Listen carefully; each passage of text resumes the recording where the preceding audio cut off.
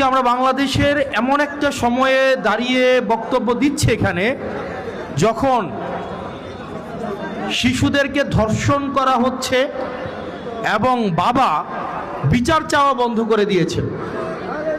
বাবা বিচার চাচ্ছে না কি কারণে? বাবা বিচার চাচ্ছে না কারণ এই বিচার ব্যবস্থার উপরে বাবার বিশ্বাস নেই।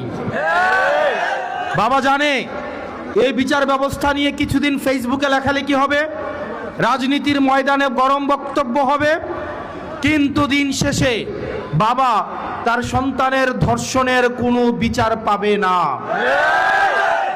এই বিচার ব্যবস্থা জনগণের বিচার নিশ্চিত করতে পারে নাই।